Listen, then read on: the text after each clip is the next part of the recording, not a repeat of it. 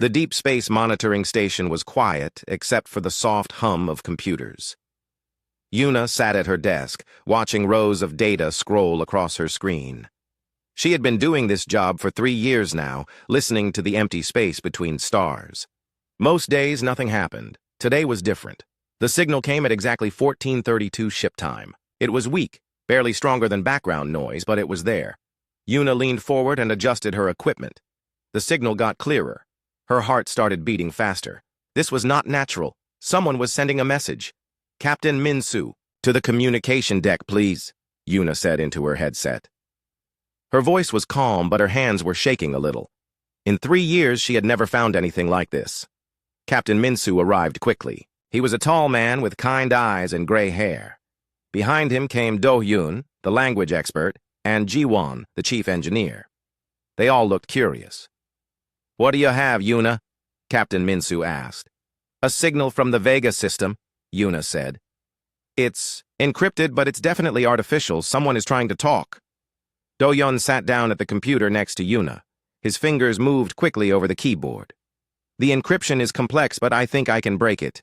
Give me some time." For the next 2 hours, the team worked together. Ji-won helped boost the signal strength. Yuna cleaned up the static. Do-hyun worked on the code. Finally, words began to appear on the screen. "I've got it," Do-hyun said. His face was pale. "You need to read this." The message appeared in clear text. "To any who receive this transmission, we are the Celestial Republic. Our worlds are dying. An enemy we cannot stop destroys everything in their path. They consume planets, leaving nothing behind. We have heard stories of the Deathworlders of Terra. Legends say you come from a world so dangerous it should have killed you, but instead made you strong. If these stories are true, please help us. We are the last of our kind. Our coordinates follow. Time is running out." The room was silent. Captain Minsu read the message again. "How far is this coming from?" "The Vega system," Ji-won said, checking her instruments. "About 27 light years from here. The signal is old, maybe. 6 months." "Deathworlders?" Do-hyun said. "Are they talking about humans?" Captain Minsu nodded slowly. "Earth is known as a death world to most alien species. High gravity, dangerous weather, deadly animals. Most aliens can't understand how we survived there." "But we're not warriors," Yuna said. "We're explorers, scientists. We haven't fought a real war in decades." "That's what worries me," Captain Minsu said. "They're asking for help we might not be able to give." More data was coming through now. The Celestial Republic had sent technical information about their enemies. The team studied the files. The enemy called themselves the Devourers. They traveled in biomechanical ships that could heal damage and adapt to weapons. They had destroyed 12 star systems already. "Look at this," Ji-won said, pointing at her screen. "Their ships are alive. They grow stronger after each battle. How do you fight something like that?" The files showed pictures of the Celestial Republic. 4 different alien species lived together in peace. The Keth were tall and thin with blue skin. The Morvani looked like walking crystals. The Yeeler had 6 arms and moved like dancers. The Bren were small and furry, but very smart. All of them were refugees now. Their home worlds were gone. They lived on ships and space stations, running from an enemy they could not stop. The message said they had maybe weeks before the Devourers found them again. "Why us?" Yuna asked. "There are other species out there. Some of them have big armies." Do-hyun found more files in the message. According to this, they tried asking for help before. The Galactic Assembly refused. They said fighting the Devourers was hopeless. Too dangerous. "But they think humans are different," Captain Minsu said. "They've heard stories," Do-hyun continued. "Reading. Stories about humans who never give up, who fight impossible battles and win, who help anyone who asks, even strangers." Captain Minsu was quiet for a long time. He looked at the star charts showing the Vega system. He looked at the pictures of the alien refugees. He looked at his crew. "What kind of stories?" he asked. Do-hyun scrolled through more files. Old trading reports, rumors from merchant ships. They say humans once fought a war against their own machines and won. They say humans live on a world that kills most visitors, but somehow they made it home. They say humans have a saying, "No one left behind." Is that true? Yuna asked. Some of it, Captain Minsu said. The AI war was real. Earth is dangerous for most aliens. And yes, we do try to help people when we can. Jiwan was running calculations on her computer. If we wanted to help, it would take 3 months to reach the Vega system. That's if we pushed our engines to maximum. Our ship isn't built for war, Yuna pointed out. We have basic shields and some mining lasers. That's not enough to fight these devourers. No, Captain Minsu agreed. But we're not the only human ship out here. He activated the long-range communication system. This is Captain Minsu of the Harmony's Edge. I need to speak with Terra Command immediately. Priority Alpha. The connection took several minutes to establish. Finally, Admiral Soman's face appeared on the screen. She was a serious woman with short black hair and intelligent eyes. Captain Minsu, she said, what's your situation? We've received a distress call, Admiral, from an alien alliance calling themselves the Celestial Republic. They're under attack by something called the Devourers. They're asking for human help specifically. Admiral Soman's expression didn't change, but her eyes got sharper. Send me everything you have. The data transfer took 20 minutes. Admiral Soman studied the files while the crew waited. Finally, she looked up. This is a decision for Earth. Command, she said. But I want your opinion, Captain. These aliens chose to contact us. Why? Because they've heard we don't abandon people who need help, Captain Minsu said, even if we barely know them. And do you think that's true? Captain Minsu looked at his crew. Yuna was young and brave. Do-Yun was smart and curious about other cultures. Jiwan was practical but kind. They were good people. Most humans were good people. Yes, Admiral. I think it's true. Admiral Soman nodded. Stay in position, Captain. Monitor that signal. I need to make some calls. The screen went dark. The crew sat in silence, thinking about what they had just learned. Somewhere, 27 light-years away, 4 alien species were running for their lives. They had asked humans for help, because they believed humans were heroes from their stories. What if we can't help them? Yuna asked quietly. What if we can? Captain Minsu replied. Jiwon was still studying the technical data about the Devourers. These bioships are unlike anything I've seen. They learn from every battle. They get stronger. Then we'll have to be smarter, Captain Minsu said. Against an enemy that adapts to everything? Do-Hyun asked. Captain Minsu smiled for the first time since receiving the message. Adapting is what humans do best. We've been doing it for thousands of years. The signal from Vega was still coming in. More data, more pleas for help, more technical information. Yuna listened to it all, knowing that somewhere out there, people were counting on humans they had never met. She hoped the stories about humans were true. Soon, they might need to prove them. Admiral Soman stood in the command center on Luna Base, looking at the holographic display that showed Earth's entire defense fleet.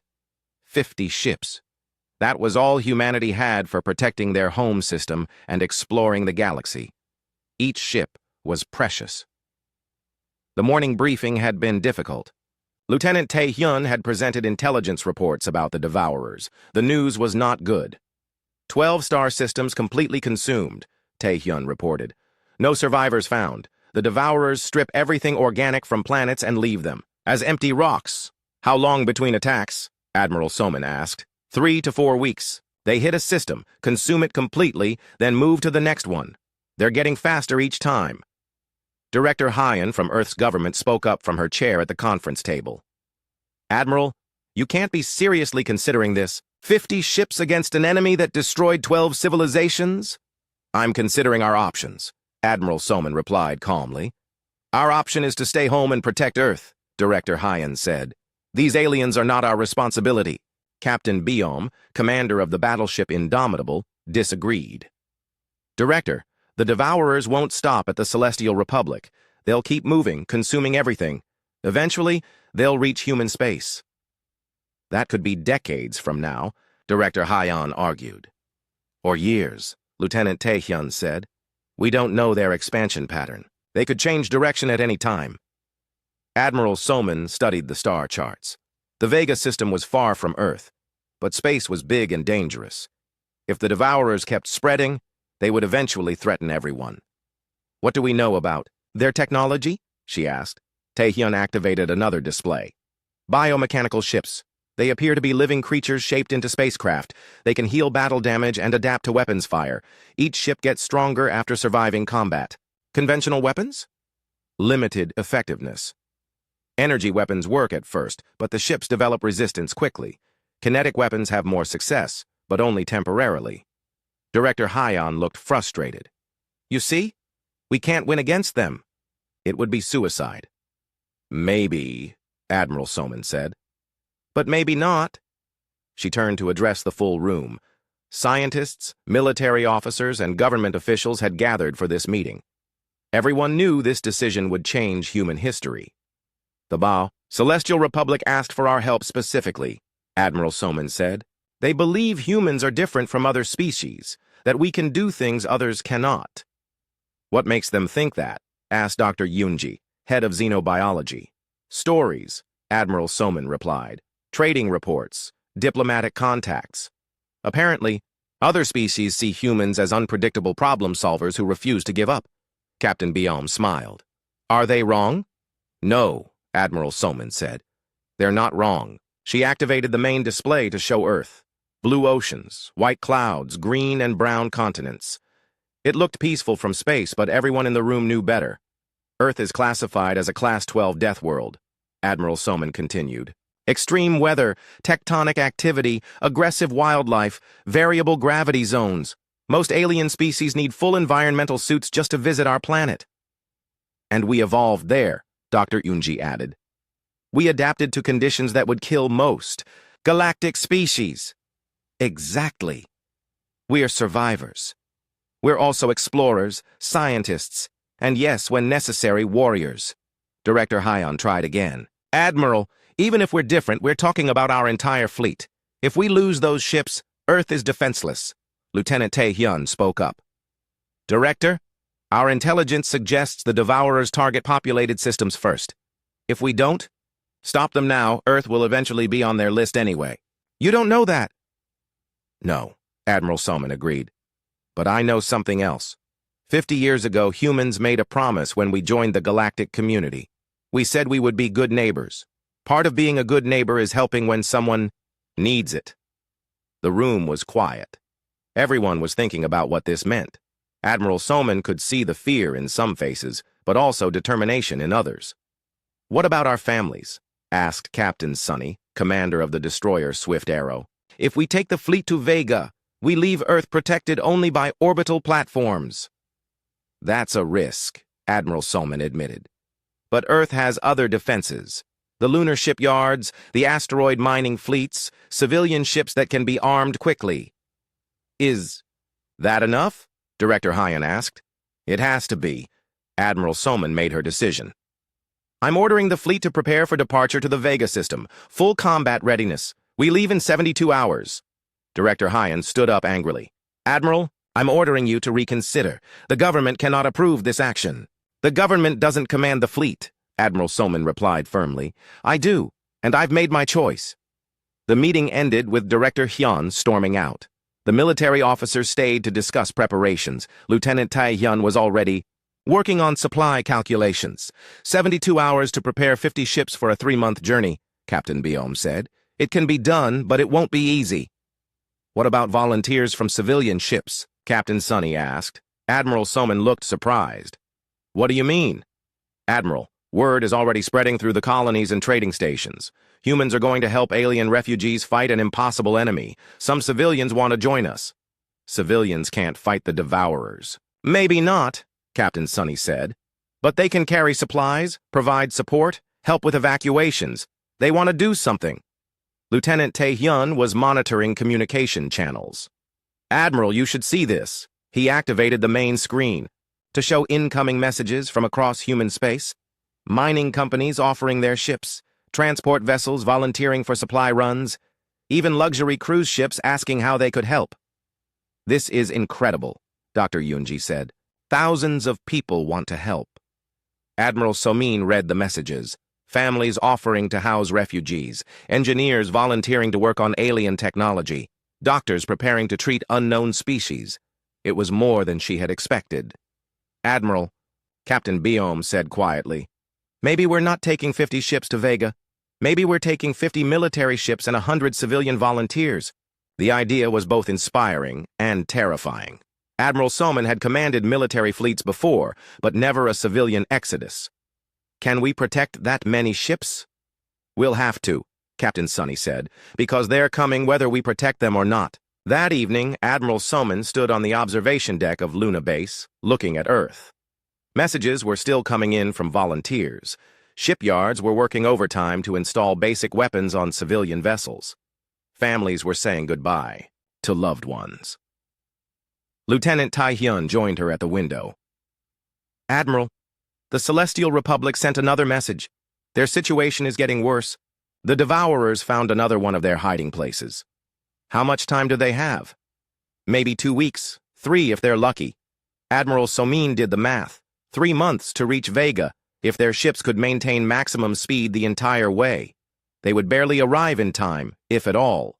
"Taehyun, send a message to Captain Minsu on the Harmony's Edge. Tell him to relay this to the Celestial Republic. Help is coming. Hold on." "Yes, Admiral." "And Taehyun, send one more message. To all human colonies, trading posts, and ships. Tell them why we're doing this." "What should I say?" Admiral Somin looked at Earth one more time. "Tell them that 50 years ago, humans decided to be part of the galactic community. Today, we're showing what that means. We don't abandon people who need help, even if we barely know them, even if it's dangerous. That's who we are." 2 days later, the human fleet departed for Vega. 50 military ships leading nearly 200 civilian volunteers. The largest fleet humanity had ever assembled, heading into unknown danger to help strangers. Word spread quickly through galactic communication networks. Other species watched with curiosity, confusion, and sometimes admiration. The legendary Deathworlders were coming. No one knew what would happen next. The human fleet dropped out of hyperspace at the edge of the Vega system, and Captain Minsu immediately knew they were too late. His reconnaissance ship, the Harmony's Edge, led the advanced scouts, while the main fleet stayed back. "Scan the system," he ordered Yuna.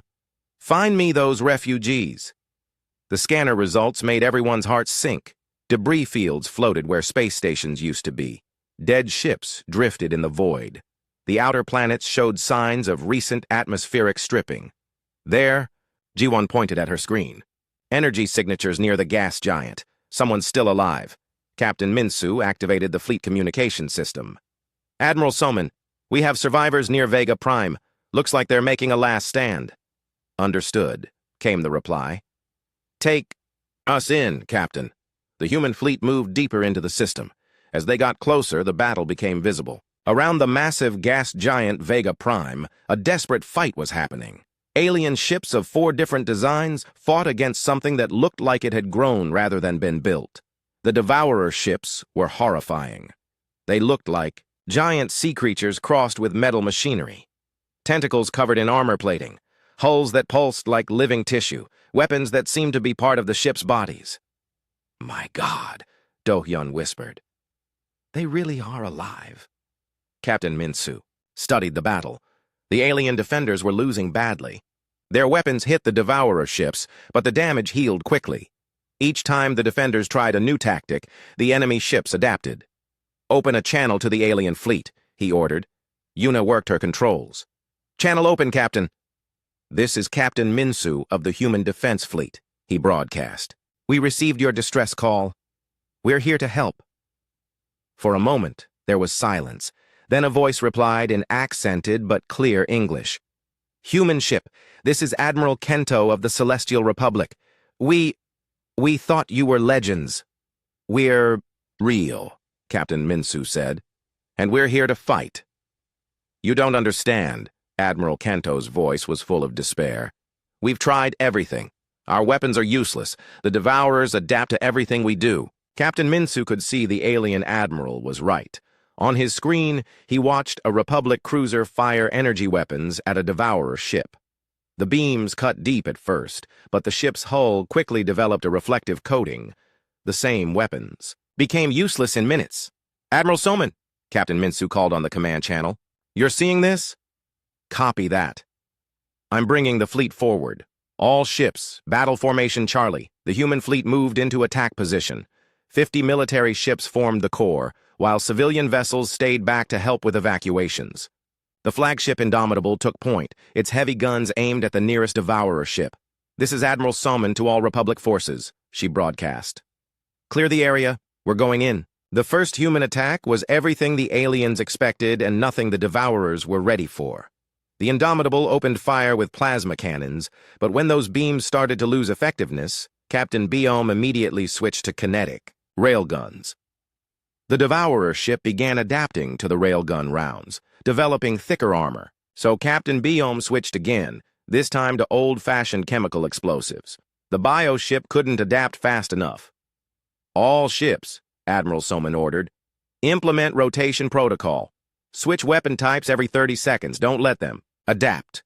What followed was unlike any space battle in galactic history. Human ships constantly changed their attack methods: energy weapons, kinetic rounds, missiles, particle beams, and even mining lasers. Some ships used multiple weapon types at the same time. Captain Sunny on the Swift Arrow showed the Devourers something they had never seen. Her ship fired plasma cannons from the front guns while launching chemical explosive missiles from the side tubes and using point defense lasers to create a confusing light show. "The bioships don't know what to adapt to," Engineer Jiwan reported. "Their defense systems are trying to counter 3 different attack types at once." For the first time in the battle, Devourer ships were taking real damage, but the humans quickly learned these creatures were smart. The bioships started working together, each one specializing against a different weapon type.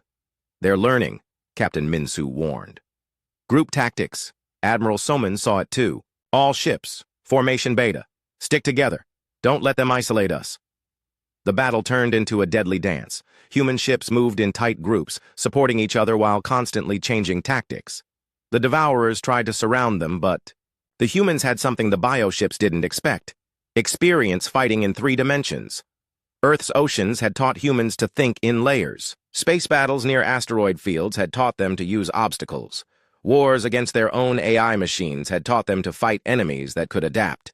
"Do-yun," Captain Minsu called to his communications officer, "can you get through to the Devourer ships? I want to try something." "I can try, Captain. Their communication system seems biological, but I think I can interface with it." While the battle raged around them, Do-yun worked on breaking the Devourer communication code. It was unlike anything he had seen. Instead of digital signals, they used something more like chemical messages.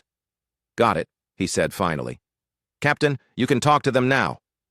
Captain Minsu took a deep breath. This was crazy, but humans had always been crazy.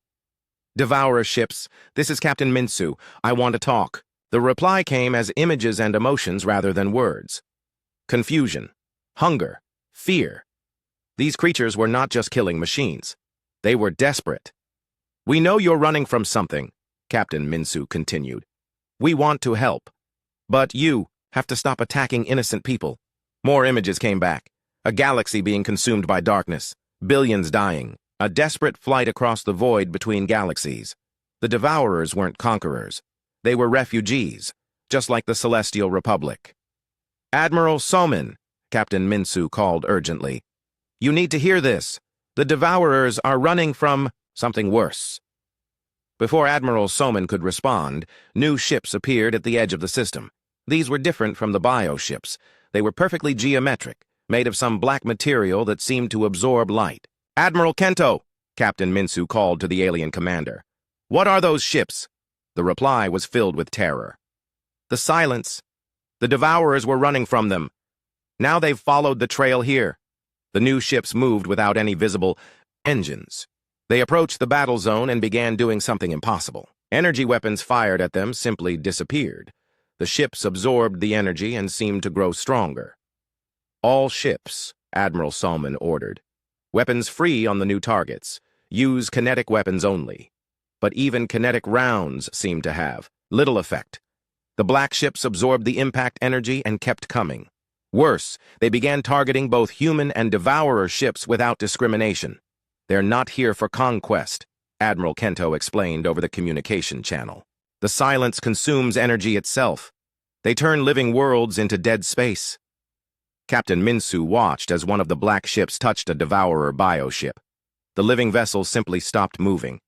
Its lights went out. Its weapons fell silent. In seconds, it became a dead husk floating in space. That's what they do, Admiral Kento continued. They drain the energy from everything. Stars, planets, ships, people. They leave nothing but empty space behind. The human fleet found itself in an impossible situation. The Devourers had stopped attacking the Republic ships and were now fighting desperately against the Silence. But the black ships seemed unstoppable. Captain Biome, Admiral Soman called to the Indomitable. Ideas? Working on it, Admiral. These things absorb energy, but they might have limits. What if we overload them? How? Ramming speed. It was the most human solution possible. If energy weapons didn't work, if kinetic weapons weren't enough, then use the ship itself as a weapon. Captain Biome turned the Indomitable toward the nearest Silence ship. All crew to emergency stations, he announced. We're going to hit them with everything we have. The massive battleship accelerated toward the black vessel. At the last second, Captain Biome fired every weapon at once while triggering the ship's emergency power core overload. The explosion was visible across the system. When the light faded, both ships were gone. The human fleet had lost its flagship, but they had proved the Silence ships could be destroyed. All ships, Admiral Soman ordered from her new command ship. Battle Formation Omega. We're going to show these things what humans do when backed into a corner. The battle for Vega had become something no one expected. 3 different species fighting for survival against an enemy that turned living worlds into empty void, and somehow the crazy humans thought they could win. Admiral Soman now commanded the fleet from the heavy cruiser Defiant. Around her, the battle had become something no military academy had ever prepared for. 3 different species fighting together against an enemy that consumed energy itself. Tactical. Report, she ordered. Lieutenant Tae-hyun studied his screens. The Silence ships number 23. Devourer bioships are down to 41. Republic forces have 32 ships remaining. We have 47 operational vessels. And civilian ships? Safe distance, helping with evacuations. Captain Hanbin is coordinating refugee transfers. Admiral Soman watched the battle displays. Human ships were doing something no other species had tried. Instead of fighting either the Devourers or the Silence, they were fighting both, and neither at the same time. Captain Soo-hyun in the destroyer Lightning showed what this meant. Her ship flew between a Devourer bioship and a Silence vessel. When the bioship fired at the black ship, Captain Soo-hyun used her point defense lasers to redirect the energy beam, making it more effective. Ingenious, Admiral Kento commented over the communication channel. You're using one enemy against the other. It's called combined arms tactics, Admiral Soman replied. We learned it fighting on Earth.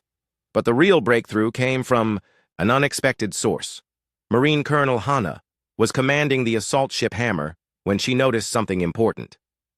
Admiral, she called over the tactical channel, the bioships have docking ports. We could board them. The suggestion caused silence on all channels. No species had ever attempted to board a Devourer ship. The aliens had assumed it was impossible. Colonel, those ships are alive, Admiral Soman said. We don't know what's inside them. Only one way to find out, Admiral. It was a crazy idea. Humans specialized in crazy ideas. Do it, Admiral Soman ordered, but take volunteers only. Colonel Hana smiled grimly. Admiral, I've got more volunteers than I have boarding pods. 20 minutes later, the first human boarding action in alien space began. Sergeant Doyon led 12 Marines toward a damaged Devourer bioship. Their boarding pod was basically a reinforced cylinder with engines and cutting tools. Remember, Colonel Hana told them over the radio, we're not trying to capture the ship. We're trying to understand it. Get in. Learn what you can. Get out.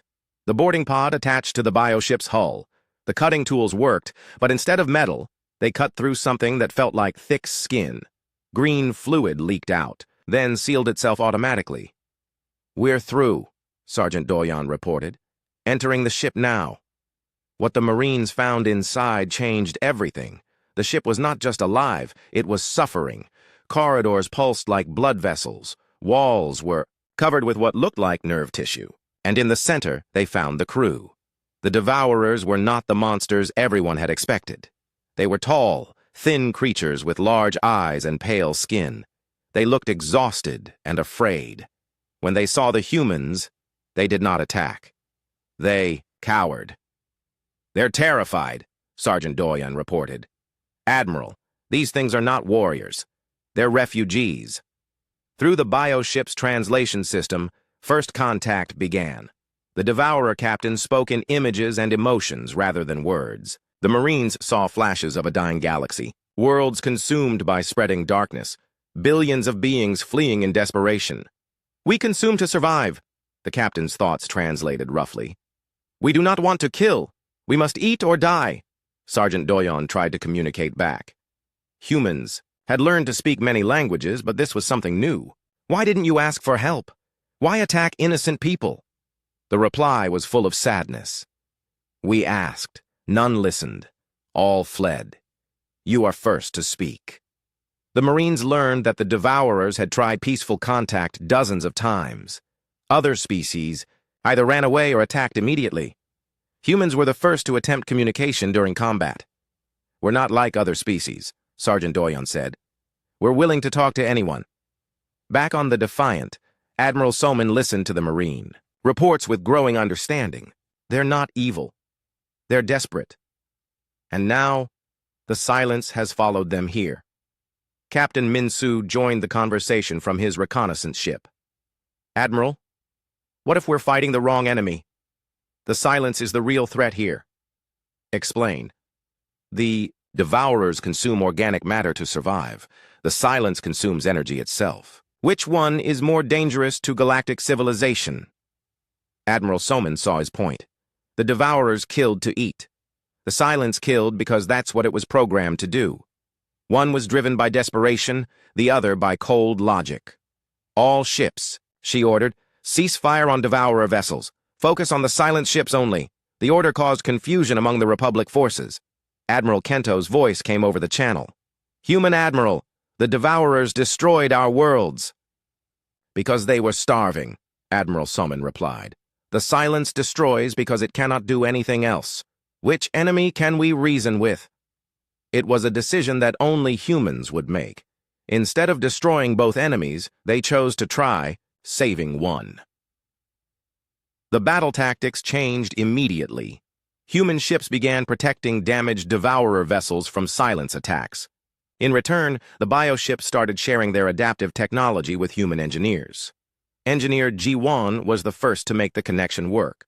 "Admiral, the bioships can adapt their hulls to absorb specific energy types if we can coordinate our attacks with their defenses." The new strategy was complex but effective. Human ships would attack silence vessels with energy weapons. When the black ships tried to absorb the energy, nearby Devourer ships would use their adaptive hulls to redirect and amplify the power back at them. Captain Soo-hyun perfected the technique. Her destroyer would fire plasma cannons at a silent ship, while a Devourer bioship positioned itself to catch and redirect the absorbed energy.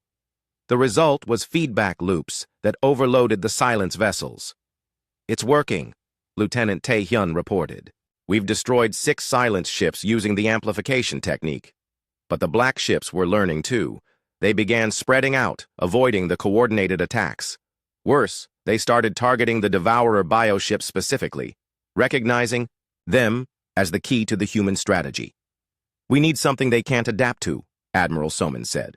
The answer came from the civilian ships. Captain Gaeon, commanding the converted research vessel Hope's Promise, had been studying the silence ships from long range. Her vessel was not built for combat, but it carried the most advanced sensors in the fleet. "Admiral," she called over, "the communication channel. I think I know what these things are. Report!" "They're not alive. They're machines. Very old machines. I'm reading quantum signatures that match ancient terraforming technology. The revelation changed everything. The silent ships were not a conquering force. They were automated. Systems, possibly millions of years old, designed to prepare worlds for colonization by a species that was probably extinct. Terraforming machines," Admiral Soman repeated. "Programmed to clear away existing life to make room for their creators, who are probably long dead," Captain Gaeon added. "These machines have been running their program for eons, not knowing their purpose is no longer needed. It was a tragedy on a galactic scale. Ancient machines, faithfully executing orders from masters who no longer existed, spreading death across the galaxy because no one had ever told them to stop. "Can we communicate with them?" Admiral Soman asked. "I'm trying," Captain Gaon replied.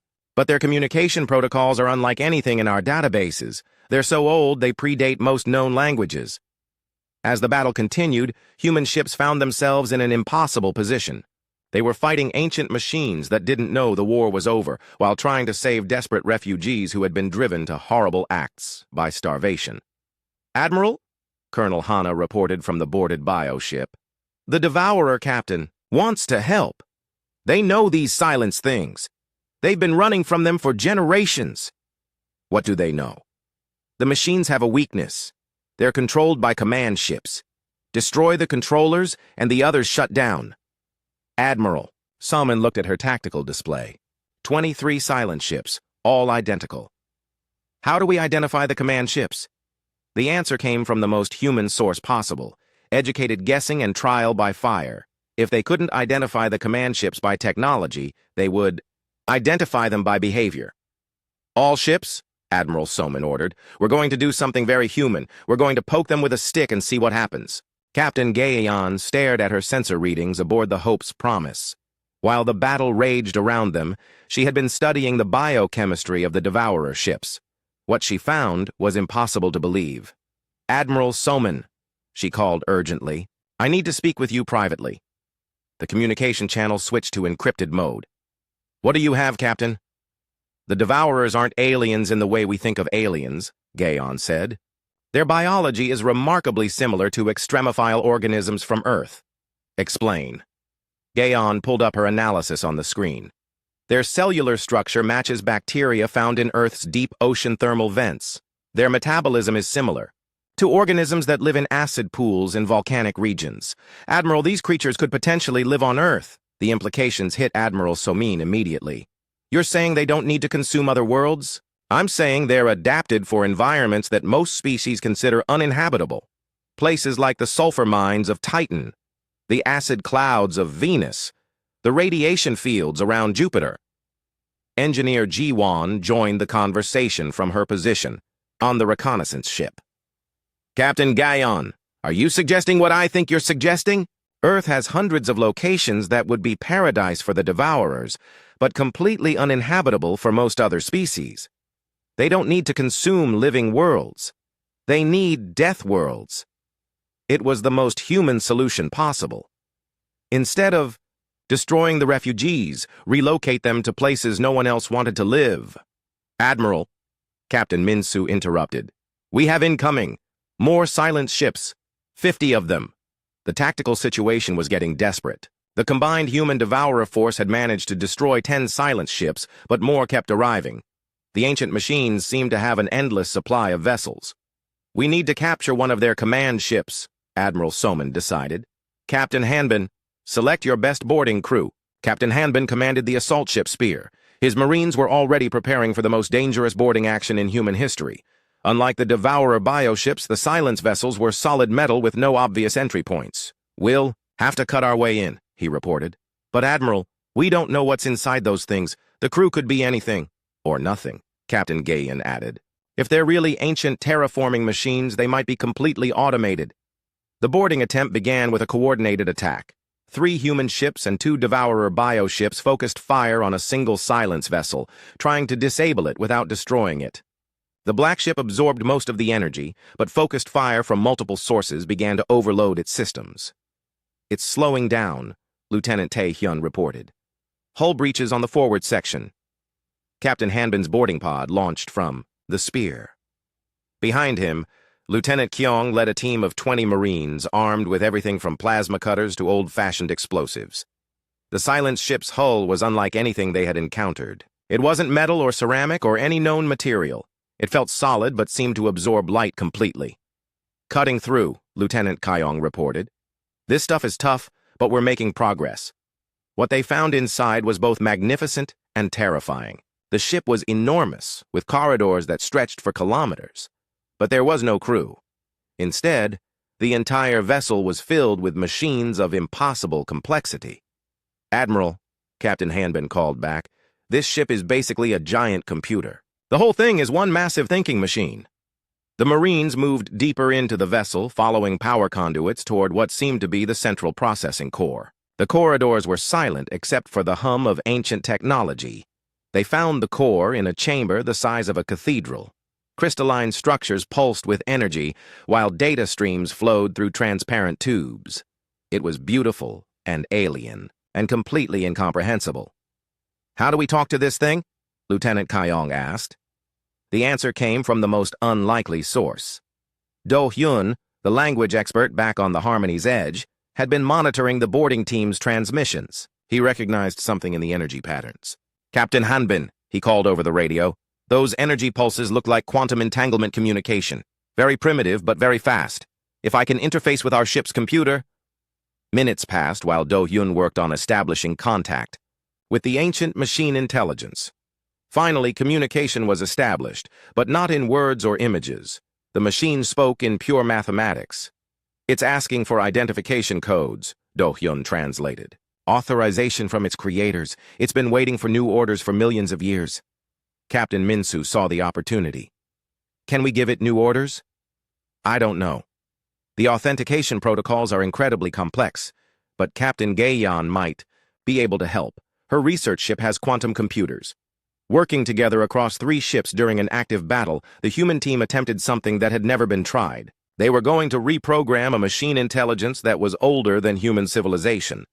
Captain Gaeyan's quantum computers analyzed the ancient code, while Do Hyun provided translation matrices and the Marines inside the silent ship fed data, directly from the core systems. "I think I've got something," Captain Gaeyan reported. "The machine is looking for a specific quantum signature, a mathematical proof that the requester has authority to change its mission." "Can we fake it?" Admiral Soman asked. "Better than that. I think we can give it what it actually wants." These machines were designed to prepare worlds for colonization. They're supposed to stop when the colonies are established. They just never received the shutdown signal. It was a race against time. More silent ships were arriving, and the boarding team was running out of air inside the ancient vessel. Captain Gaeyan and Do Hyun worked frantically to create the mathematical proof the machine needed. "Got it," Captain Gaeyan announced. "Transmitting shutdown authorization to the core." The effect was immediate and dramatic. The silent ship stopped moving. Its weapons powered down. Most importantly, it began broadcasting a signal to the other black vessels. One by one, the Silence fleet shut down. Ancient machines that had been spreading death for eons finally received the message they had been waiting for. The mission was complete, the colonies were established, the terraforming could stop. "All silent ships are powering down," Lieutenant Tae-hyun reported with amazement. "They're just stopping." But the crisis wasn't over. The Devourers were still desperate refugees with nowhere to go. Thousands of bioships filled with starving beings who had been driven to consume other worlds out of desperation. "Admiral," Captain Gaeyan called, "I have a proposal for the Devourers." The communication was established through the bioship that Sergeant Doyon's team had boarded. The Devourer captain listened as Captain Gaeyan explained her analysis. "Your people don't need to consume living worlds," she told them through the translation system. "You need environments that match your biology. High radiation, extreme temperatures, toxic atmospheres. We call them deathworlds." The concept was difficult to translate, but gradually the Devourers understood. Instead of fighting for living space, they could settle in places other species couldn't survive. "Earth has many such places," Admiral Soman added. "Our asteroid belt has radiation-rich mining sites. Our gas giants have atmospheric layers perfect for your metabolism. Our volcanic worlds have chemical compositions that would sustain your people indefinitely." The Devourer captain's response was filled with hope for the first time in generations. "You would share these places? Allow us to live without consuming others?" "That's what neighbors do," Admiral Soman replied. "They help each other." The negotiations that followed were complex but successful. The Celestial Republic provided historical data about worlds the Devourers had consumed, helping identify what they actually needed for survival. Humans provided star charts showing uninhabitable systems that could become Devourer colonies. Most importantly, Earth's environmental data proved that many of the galaxy's useless worlds were perfect for beings, adapted to extreme conditions. "We're going to need a bigger immigration office," Admiral Soman joked as she reviewed the settlement proposals. The battle for Vega ended not with victory over enemies, but with the creation of an alliance. 3 species that had been fighting for survival discovered they could help each other instead. The silence machines were reprogrammed to become construction vessels, helping build settlements in extreme environments. The Devourers became the galaxy's specialists in surviving impossible conditions.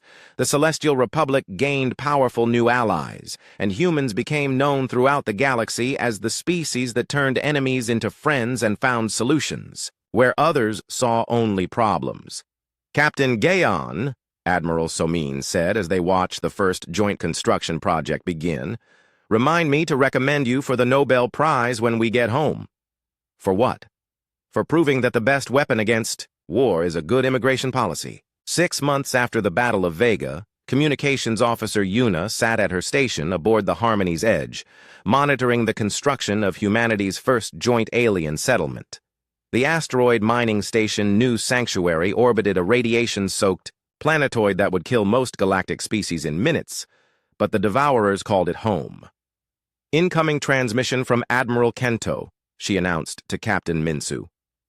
The crystalline admiral appeared on the main screen, his faceted features reflecting the lights of his rebuilt command ship. "Captain Minsu, I wanted to personally thank you before our fleet departs for the Andromeda relay." "It was our pleasure, Admiral," Captain Minsu replied. "How are your people adjusting to the new settlements?" "Better than we hoped." The Morvani have established crystal farms in the silicon-rich asteroid fields. The Yeeler are dancing in zero-gravity environments we never imagined they could survive. The Bren have built research stations studying extremophile organisms, and the Keth— Admiral Kento paused with what might have been a smile. "The Keth have become philosophers, studying what you humans call the art of impossible solutions. Through the viewport, they could see one of those impossible solutions in action. A converted silence ship, its black hull now marked with colorful symbols from 4 different species, was carefully placing habitat modules in the asteroid field. Ancient terraforming machines had become construction equipment, helping build homes instead of destroying them. "And the Devourers?" Captain Minsu asked. "They have taken a new name," Admiral Kento said. "They call themselves the Shapers now. They shape hostile environments into livable spaces. They have asked me to give you a message." The screen changed to show one of the tall, pale beings that had once been the galaxy's most feared enemy. The Shapers spoke in the musical tone there, species used for formal communication, while subtitles translated the meaning. "To the humans who showed us that survival does not require consumption of others, we offer this gift: knowledge of how to live in the spaces between worlds. We will teach any who wish to learn how to thrive where others cannot survive." The message continued with technical data about surviving in environments ranging from the cores of gas giants to the event horizons of black holes. It was a library of knowledge about living in places most species considered uninhabitable. "They're sharing everything they learned during their flight from the machines," Admiral Kento explained. "Centuries of survival techniques for the most hostile environments imaginable." Captain Minsu was touched by the gesture. "Please tell them we're honored, and that Earth's universities are very interested in student exchange programs. The idea of Devourers, Shapers, attending human universities would have been impossible to imagine 6 months ago. Now it seemed natural. The galaxy was becoming a larger, stranger, but friendlier place. "There is one more thing," Admiral Kento said. "The Galactic Assembly has voted. Humanity has been granted full membership and a permanent seat on the Council of Species." "For what?" "For proving that there is always another way. For showing that the greatest strength is not the ability to destroy enemies, but the wisdom to make them into friends." After the transmission ended, Captain Minsu walked to the observation deck where Engineer Jiwon was reviewing construction reports. The view outside showed a miracle of cooperation. Human ships worked alongside Shaper biovessels and Republic cruisers. Species that had been enemies were now building something together. "Engineering report?" he asked. "Better than projected," Jiwon replied. The Shaper's biotechnology integrates perfectly with our mechanical systems. Their ships can literally grow new components when needed. Combined with our adaptability and the Republic's coordination skills, we make a good team. The best. Jiwan agreed. Captain, we just received a priority message from Terra Command. Captain Minsu read the message on Jiwan's tablet. His expression grew serious. Another distress call. From the Spiral Arm colonies. Something about a plague that's wiping out entire planets. They specifically requested human assistance. Captain Minsu wasn't surprised. Word had spread throughout the galaxy about what happened at Vega. When the impossible needed to be solved, when enemies needed to become allies, when there was no apparent solution to a crisis, people called the humans. Prep the ship, he ordered. Send word to Admiral Soman. Tell her we have another impossible problem to solve.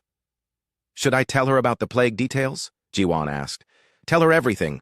The infection rate, the mortality statistics, the failed containment efforts. All of it. Captain, this plague has killed billions. It's destroyed the medical resources of dozens of species. What makes you think we can help? Captain Minsu looked out at the construction zone where former enemies were building a shared future. Because 6 months ago we faced an unstoppable enemy that adapted to everything, ancient machines that had been killing for millions of years, and desperate refugees with nowhere to go. Everyone said it was hopeless. And now? Now the unstoppable? Enemy is helping us build asteroid cities. The ancient machines are construction equipment, and the desperate refugees are teaching other species how to survive in places no one thought were habitable. Jiwan smiled. So you think we can cure a galactic plague? I think we can find a way to make the plague not want to be a plague anymore. It was a ridiculous statement that perfectly captured the human approach to problem solving. If you couldn't fight something, try talking to it. If you couldn't destroy it, try understanding it. If it was your enemy, try making it your friend. The Harmony's Edge began its journey toward the Spiral Arm colonies, followed by a small fleet of human ships. But they weren't alone. Shaper biovessels joined them, bringing their knowledge of biological adaptation. Republic medical ships provided their expertise in treating multiple species simultaneously. As they traveled, Captain Minsu received reports from across human space. The settlement programs were expanding rapidly. Shaper colonies were being established in radiation zones, chemical deserts, and vacuum environments that had been considered useless. They were turning the galaxy's wastelands into productive communities. The old silence machines, now calling themselves builders, were helping construct settlements in environments too extreme even for humans. They had become gardeners of the impossible, making gardens bloom in the depths of space. Captain, Yuna called from her communication station. Incoming message from the plague zone. It's strange. How strange? They're not asking for weapons or soldiers or evacuation ships. They're asking for linguists, biologists, and negotiators. Captain Minsu wasn't surprised. They've heard about our methods. What else? They want to know if we've ever tried talking to a disease. Have we? Engineer Jiwan looked up from her reports. Actually, yes. Cancer research, viral infections, autoimmune disorders. Human medicine has always involved understanding what diseases want and finding ways to give them alternatives. Then that's what we'll do, Captain Minsu decided. We'll ask the plague what it wants and see if we can negotiate a better deal. It was the most human response possible to a galactic crisis. Instead of fighting the plague, they would try to understand it. Instead of destroying it, they would try to redirect it. Instead of accepting that billions had to die, they would find another way. 3 weeks later, the fleet arrived at the plague zone to find something unprecedented. The infection had stopped spreading, not because it had been destroyed, but because it had been convinced to become something else. The plague, it turned out, was a terraforming organism that had been accidentally awakened from an ancient stasis pod. It was trying to prepare worlds for a species that had been extinct for millennia. Once the human negotiators explained this to the organism through careful biochemical communication, it agreed to redirect its efforts. Instead of consuming living tissue, the reformed plague began enhancing plant growth and soil fertility. Worlds that had been dying became gardens. The same organism that had killed billions became the foundation for the most productive agricultural systems in galactic history. Another impossible solution, Admiral Somin noted when she received the mission report. "It's becoming our specialty," Captain Minsu replied. As the years passed, the phrase, "call the humans," became common throughout the galaxy. Not because humans were the strongest or the smartest or the most advanced species, but because they refused to accept that any problem was unsolvable. They were the species that made friends with their enemies, negotiated with diseases, and convinced ancient death machines to become gardeners. They were the Deathworlders who had learned that the most powerful weapon in the universe was the willingness to try something that had never been tried before, and in a galaxy full of impossible problems, that made them the most valuable allies anyone could have.